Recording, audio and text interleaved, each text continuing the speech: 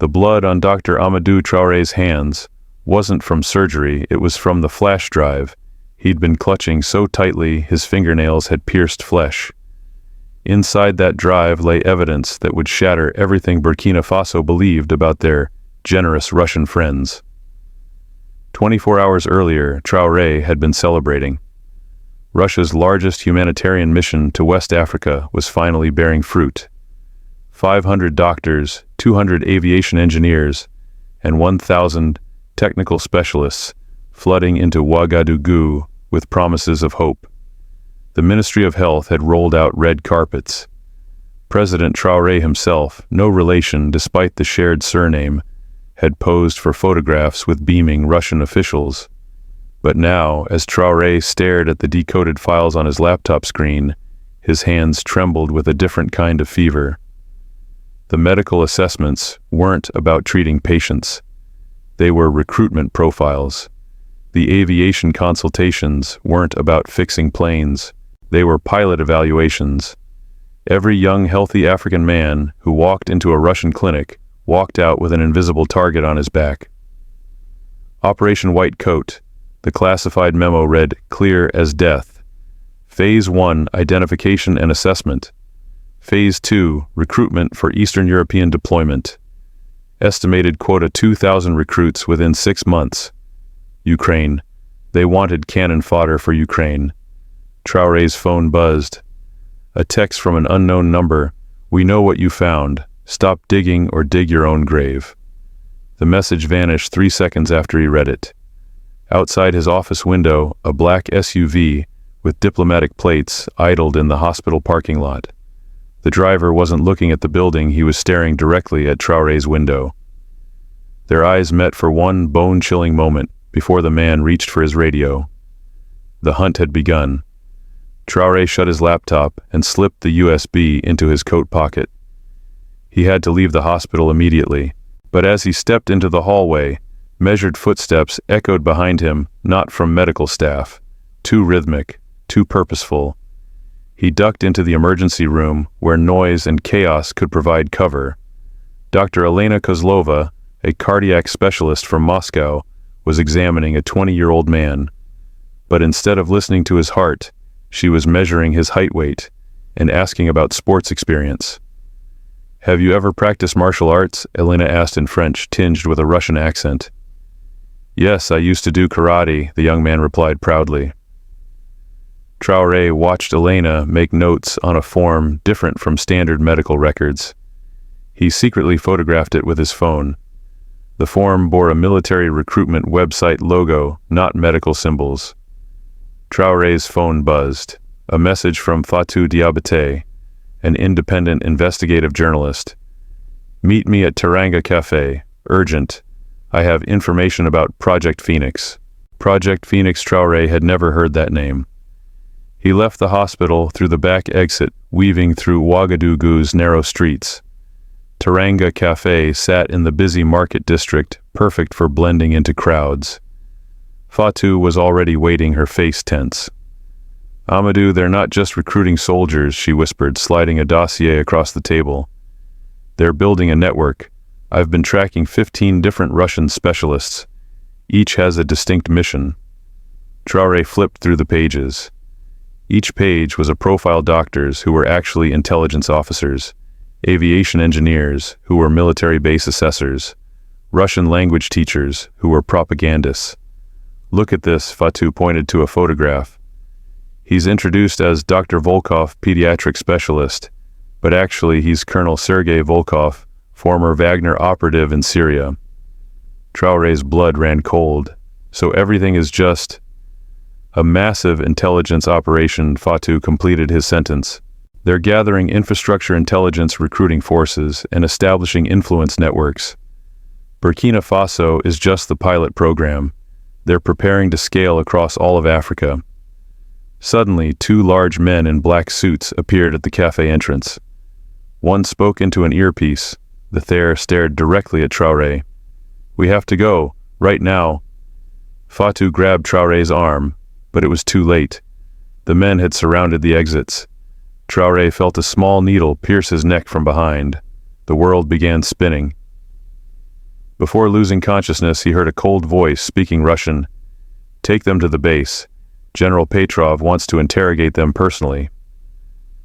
Traore's eyes opened to concrete walls and the acrid smell of industrial disinfectant. His head pounded like a war drum, and his wrists burned from zip-tie restraints. The room was windowless, lit by a single flickering fluorescent bulb that cast dancing shadows across military-grade equipment stacked against the walls. "Welcome to the real humanitarian mission, Doctor." The voice belonged to a mountain of a man in his 50s, dressed in civilian clothes that couldn't hide his military bearing. General Yuri Petrov stepped into the light, his scarred face telling stories of wars fought in places the world preferred to forget. "Where's Fatou?" Traore's voice came out as a croak. "Ms. Diabate is enjoying our hospitality in the next room. Such a curious journalist. Too curious for her own good." Petrov circled Traore like a predator, studying wounded prey. "Do you know what your problem is, Doctor? You think like a healer? You see symptoms and want to cure them, but sometimes the symptoms are exactly what the patient needs." The general gestured to a wall-mounted screen that flickered to life. Satellite images of military installations across West Africa appeared, bases in Mali, Niger, Chad, all marked with Russian flags. "Africa is sick, Doctor. Sick with Western interference. Sick with economic colonialism. Sick with the illusion of independence. We are the cure." Petrov's eyes gleamed with fanatic certainty. "Your young men aren't cannon fodder. They're liberation soldiers. Every African who fights in Ukraine learns modern warfare, gains military experience, returns home as a trained revolutionary." "Revolutionary against whom?" Traore fought to keep his voice steady. "Against the system that keeps Africa dependent, weak, divided." The screen changed to show financial records, billions in debt owed to Western banks, mining contracts favoring European companies, agricultural deals that left African farmers impoverished. "France still controls your currency. America dictates your foreign policy. China owns your infrastructure. Where is African sovereignty in this equation?" Traore watched in horror as the presentation continued. Maps showed planned Russian military bases disguised as medical facilities, training camps masquerading as agricultural projects, weapons caches hidden in humanitarian warehouses. Project Phoenix isn't just about Ukraine. Petrov continued, his voice taking on the cadence of a sermon. "It's about resurrection, the rebirth of Africa under Russian guidance.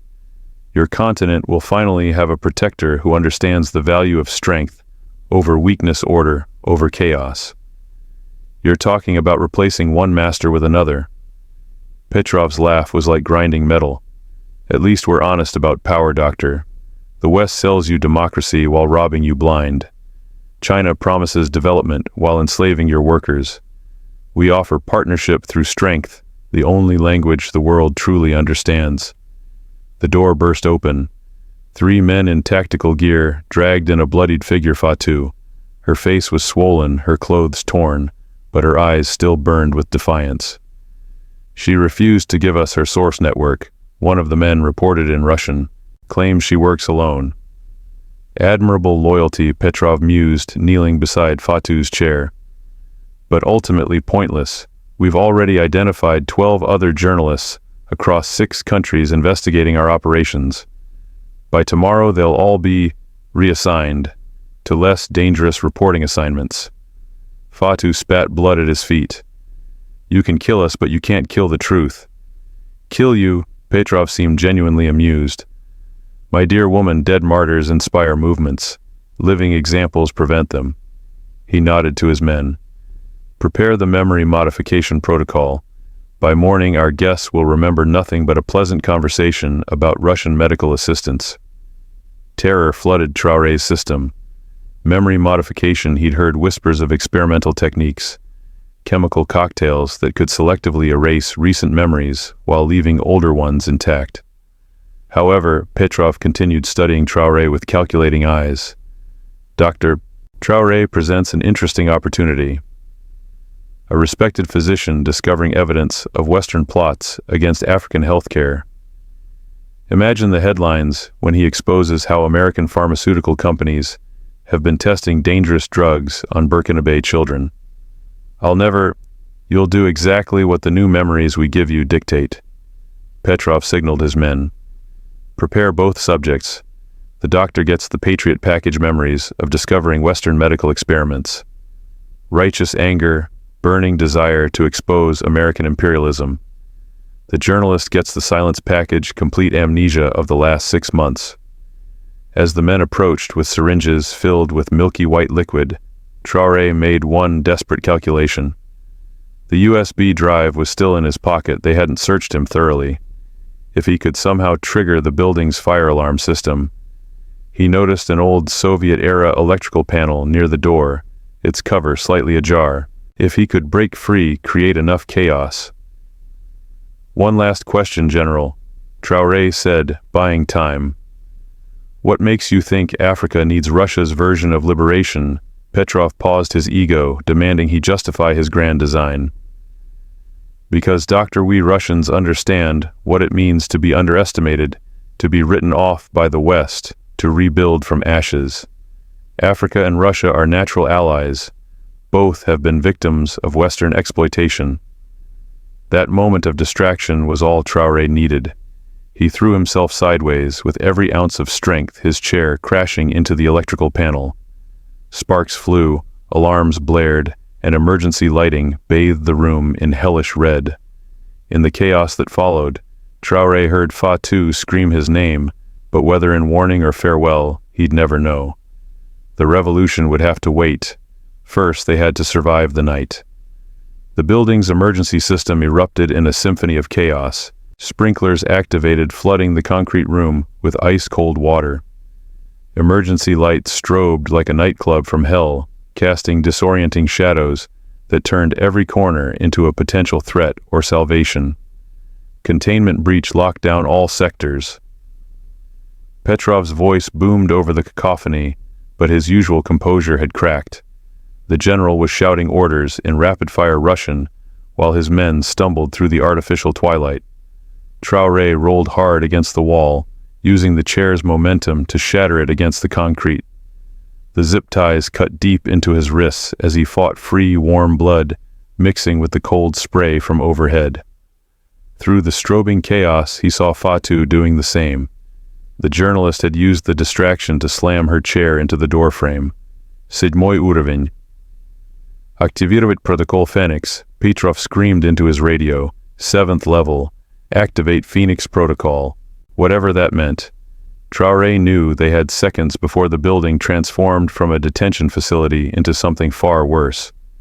He grabbed Fatou's arm, pulling her toward the corridor, as armed figures moved through the smoke-filled hallway like ghosts.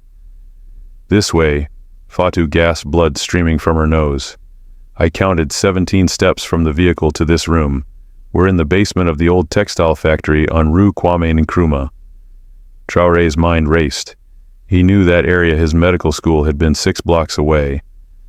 But that was 20 years ago, before the neighborhood had been redeveloped with Russian investment money. Now he understood what that development had really been. A carefully constructed intelligence compound, hidden in plain sight.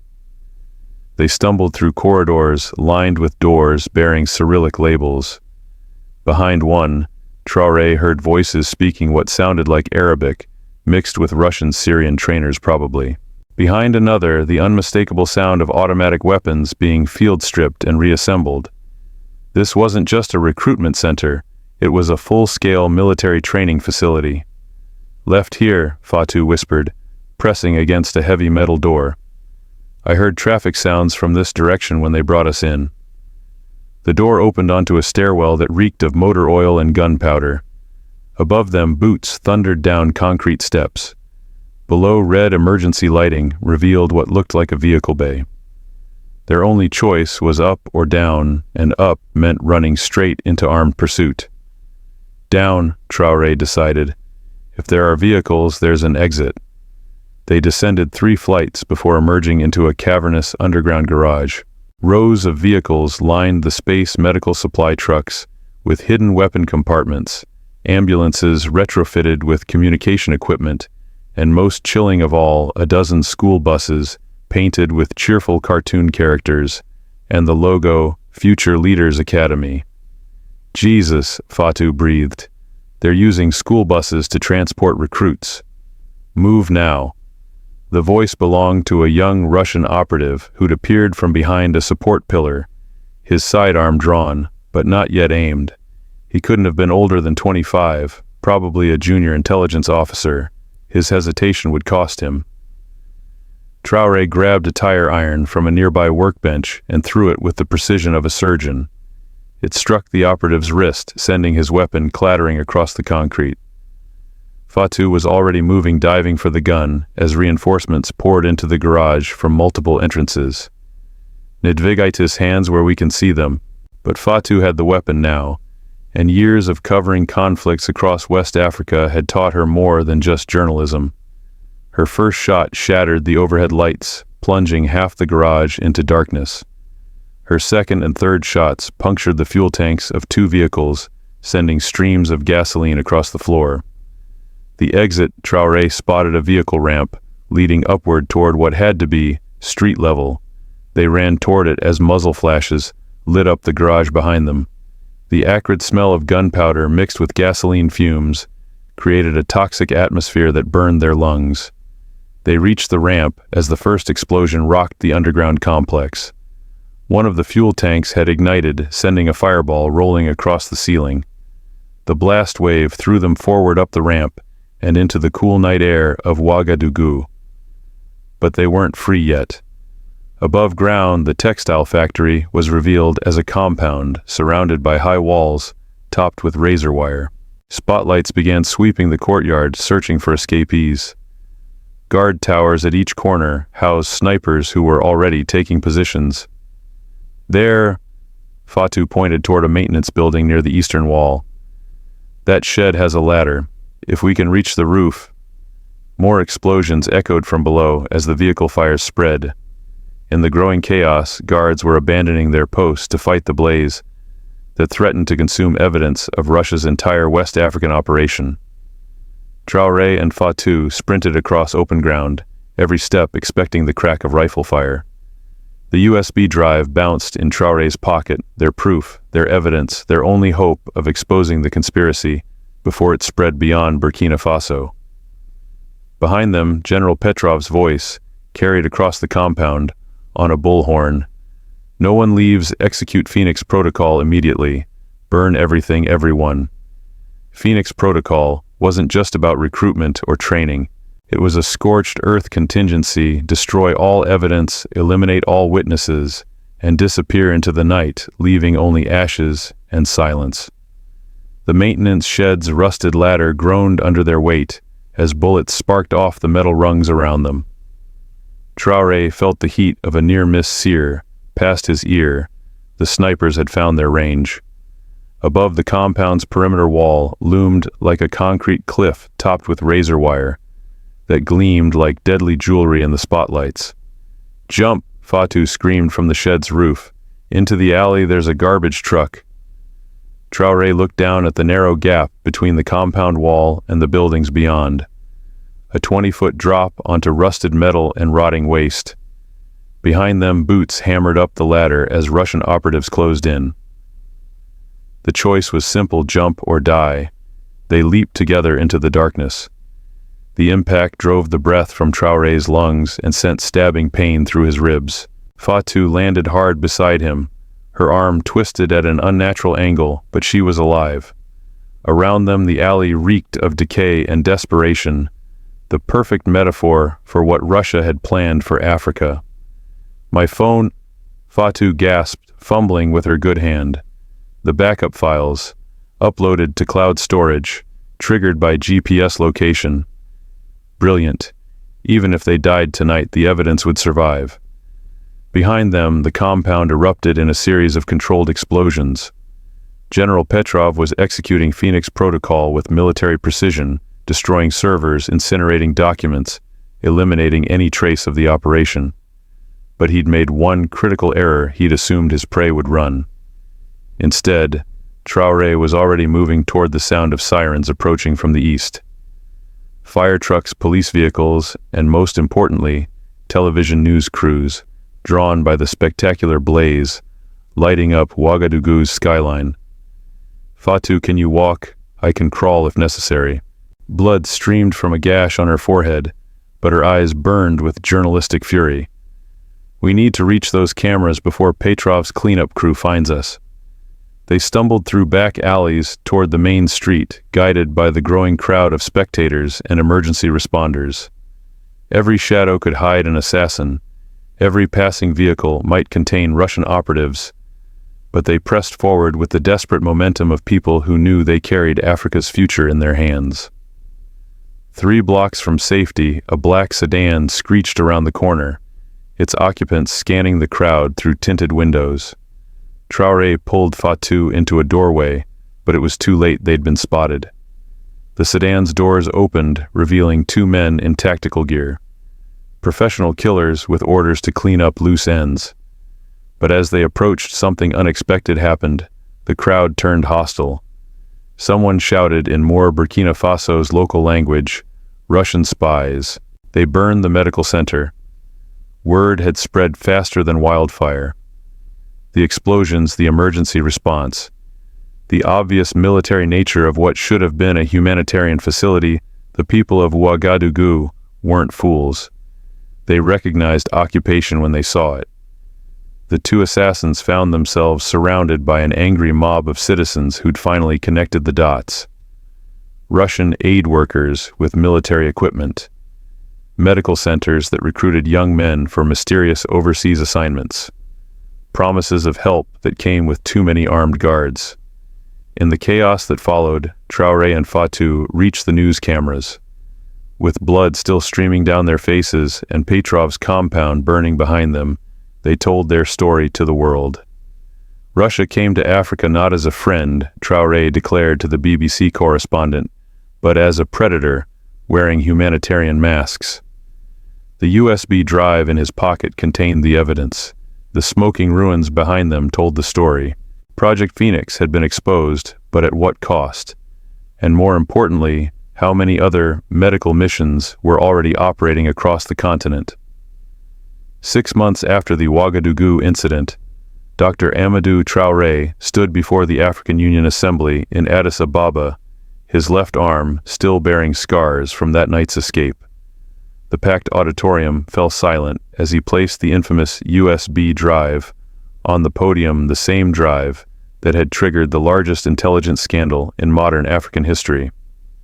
Honorable delegates, Traoré began his voice, carrying the weight of continental awakening. What we discovered in Burkina Faso was not an isolated incident, it was a blueprint. The massive screen behind him displayed a map of Africa, dotted with red markers, each representing a confirmed Russian humanitarian facility that had been exposed in the aftermath of Operation White Coat's revelation. Mali, Niger, Central African Republic, Sudan, Libya, 17 countries in total, all hosting similar programs disguised as medical aid. Fatou Diabaté, her arm now in a permanent brace, but her spirit unbroken, had spent these months documenting the full scope of Russia's African strategy. Her investigative series, The New Scramble, had won the Pulitzer Prize and triggered parliamentary investigations across 3 continents. We discovered recruitment centers masquerading as clinics.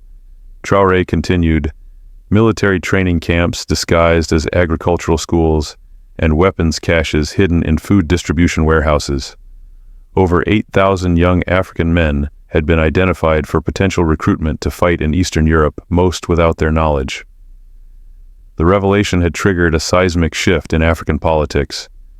Presidents who had embraced Russian partnerships found themselves facing angry populations demanding transparency.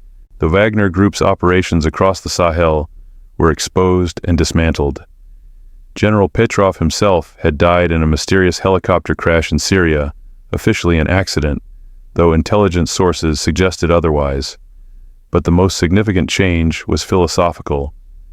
The myth of Russia as Africa's clean partner The empire that had never colonized the continent lay in ruins. African intellectuals and leaders began asking harder questions about all foreign partnerships, not just Western ones. We learned that colonialism doesn't require flags or formal treaties, Traoré said, his words echoing through the assembly hall. It requires only dependency deception and the willingness to exploit desperation. The audience erupted in applause, but Traoré raised his hand for silence. His next words would define Africa's response to a multipolar world, where great powers competed for influence, through increasingly sophisticated means. The lesson is not to reject all partnerships, but to approach them with our eyes wide open. China builds our infrastructure, but at what long-term cost? The West offers aid and investment, but with what conditions? Russia promises military support, but for whose wars? The resolution that passed that day, known as the Ouagadougou Accords, established new protocols for evaluating foreign assistance programs. Every aid project would require transparent oversight, local community approval, and regular independent auditing. As Traoré left the podium, he thought about the young men who would never be sent to die in foreign wars. They didn't understand fighting for causes that weren't their own.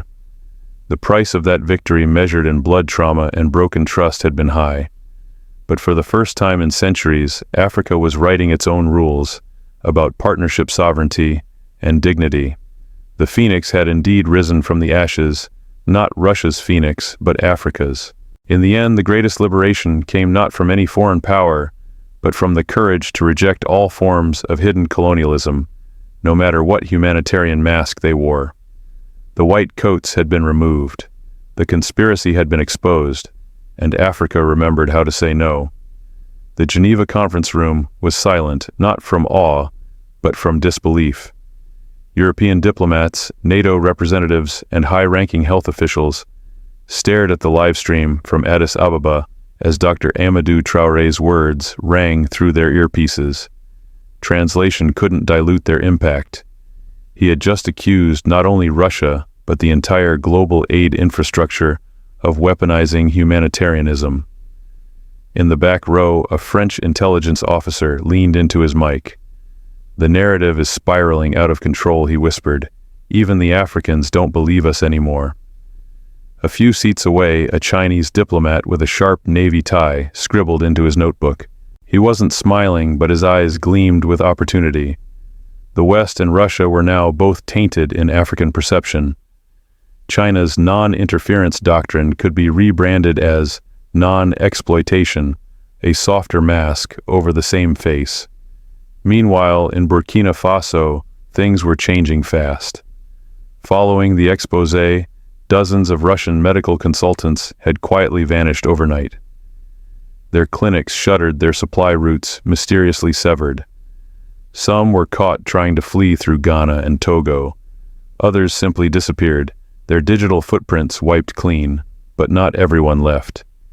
In a dimly lit detention center outside Bobo-Dioulasso, Colonel Sergei Volkov sat in silence. He hadn't spoken a word since his capture. His face bore the calm of a man who knew he wouldn't be interrogated, because his silence was more powerful than any confession, and more dangerous. "Do you think he's waiting for extraction?" Fatou asked, pacing the holding cell's observation deck. "Or he's been abandoned," Traoré replied, watching the monitor. "Petrov is dead. The chain of command may be broken, but not the vision," Fatou murmured. "That's the problem with ideology. Cut off one head and the hydra grows another." Back in Addis Ababa, the African Union's momentum had grown into a firestorm. For the first time, delegates from rival nations stood united in suspicion.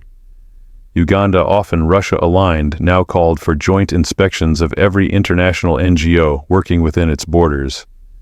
Kenya and Senegal announced plans to audit foreign-funded agricultural programs. Even Ethiopia, where Chinese investment was most deeply entrenched, paused a major infrastructure deal pending transparency reviews. But the backlash wasn't limited to government halls. In university lecture rooms from Accra to Windhoek, a new wave of student leaders debated what they called soft colonialism. Social media was flooded with posts tagged Traore occupation and memes of white coats morphing into military uniforms spread like wildfire. The phrase Operation White Coat had entered the African vocabulary not as an incident but as a warning. Still some resisted. In Chad, where Russian military consultants remained embedded, the government dismissed the accusations as Western manipulation. Meanwhile, a coup attempt in Niger, allegedly led by pro-Russian officers, was thwarted by local commanders who had read Fatu's reports. The documents had done more than inform, they'd immunized parts of the continent against quiet infiltration. But with every step forward, danger lingered in the margins. One evening, as Traore exited a health symposium in Pretoria, a vehicle tailing him accelerated. Bodyguards shielded him just as gunshots rang out. The attackers vanished before capture. It was a message he was still a marked man. Every truth-teller becomes a target, Fatu later told a BBC interviewer. But if we don't speak, we become collaborators. The world was listening, but not all were convinced. In Washington, D.C., congressional hearings on Africa policy erupted into partisan brawls. One senator waved Traore's speech transcript while accusing the administration of ceding moral authority in Africa. Meanwhile, think tanks released contradictory reports, some claiming Russia's actions were exaggerated, others warning that the next battlefield wasn't military, but narrative.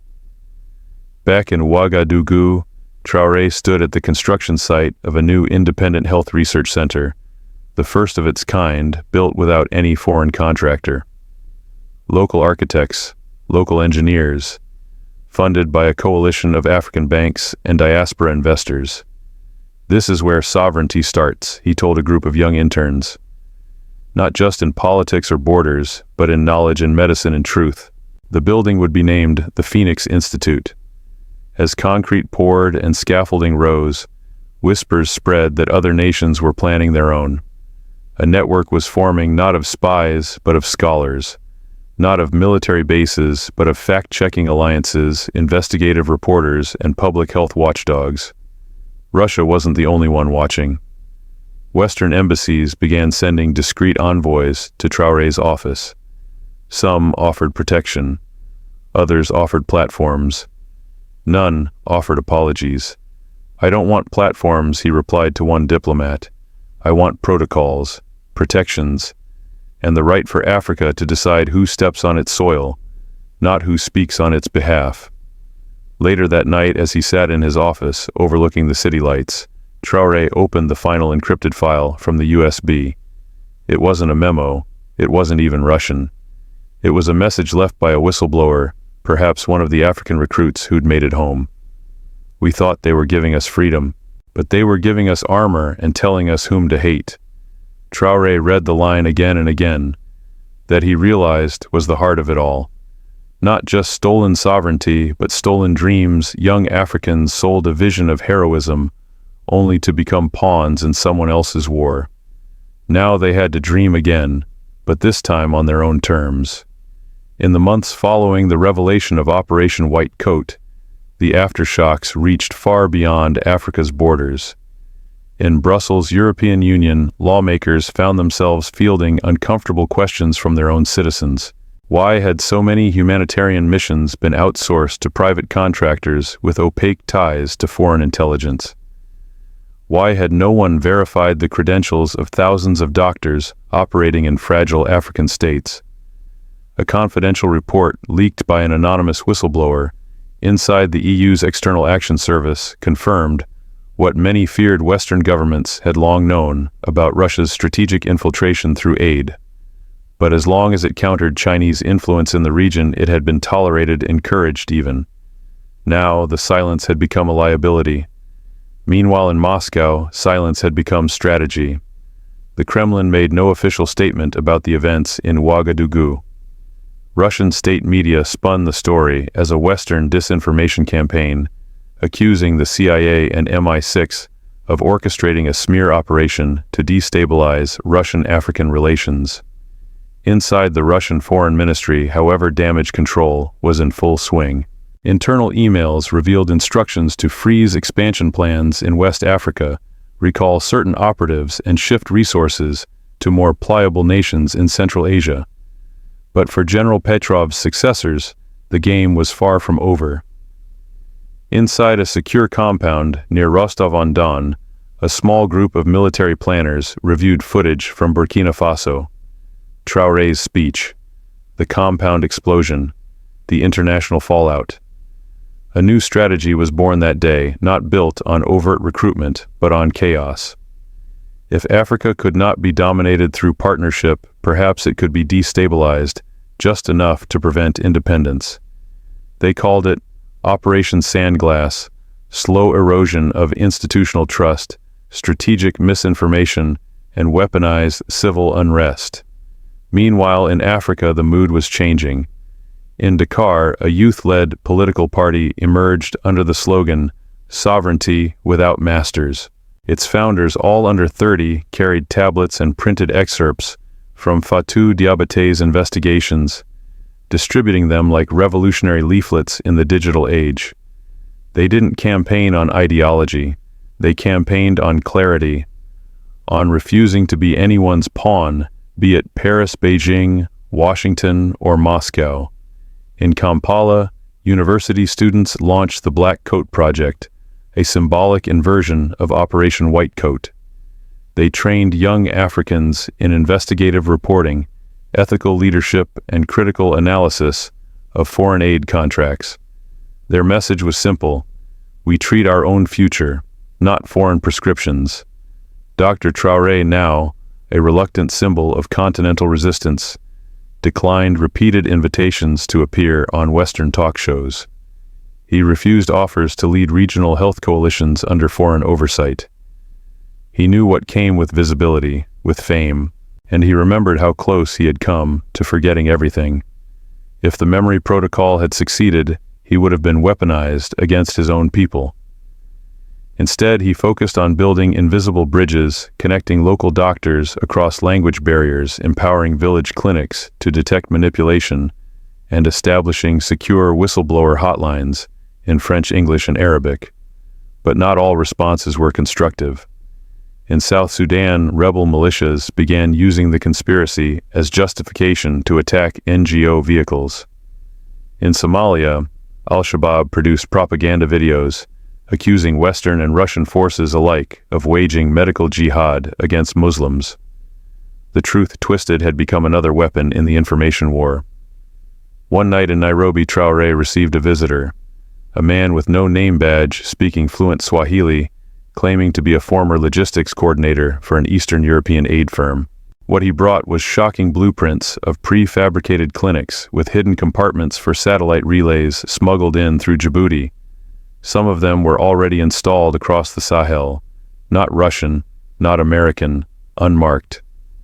When Traoré showed the files to Fatou, her face turned pale. "We're not dealing with a single empire anymore," she said. "This is the age of private empires. Shell entities, mercenary states, corporate armies disguised as do-gooders." It was the next phase of exploitation, stateless influence. No flags, no uniforms, no accountability. At the Phoenix Institute, where he now lectured twice a week, Traoré stood before a class of final-year students. He held up a photograph, not of Petrov nor Volkov, but of a smiling young African recruit in uniform, standing somewhere in Ukraine. "This boy thought he was going to study medicine," he said. "Now he carries a rifle in a foreign war. Ask yourself how many others believed the lie because no one told them the truth." One student raised her hand. "How do we fight lies backed by power?" Traoré answered without hesitation. "We expose them faster than they can bury us." He left the class with one final assignment: design a foreign aid program for your village. But this time, imagine no outsiders come, only your own hands, your own wisdom, your own code of dignity.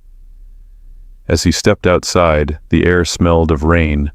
Burkina's rainy season had arrived early. He smiled. Perhaps it was time Africa's awakening came early too. Weeks after the dust had settled in Ouagadougou, A new layer of the conspiracy quietly emerged, not in war rooms or conference halls, but in digital code. At the African Center for Cybersecurity in Lagos, a group of data analysts had been reviewing the metadata of Russian aid documents shared by whistleblowers. What they discovered went beyond espionage embedded within the PDFs, and Word files were geotagged footnotes pointing to remote coordinates in southern Libya, northern Cameroon, and deep within the Congo Basin, places untouched by media, but mapped by satellites under foreign control. These aren't hospitals, said Kojo Mensah, the lead analyst. They're staging zones, and they've been operating under the radar for years. Encrypted files revealed blueprints for underground bunkers disguised as agricultural cooperatives, and supply drops labeled as vaccine shipments, but containing surveillance drones. The operations were cross-checked and found to coincide with unexplained aerial activity logged by independent flight trackers. Traoré, now part of an informal continental task force, listened grimly as the findings were presented. This wasn't a failed mission, he said. This was a test run. He looked at the new map, a red web growing quietly beneath the surface of official charts. Africa's vulnerability had not ended with one compound's destruction. The network had adapted, scattered, sunk deeper. Fatu, seated beside him, simply whispered, "We exposed the fire, but missed the fuse."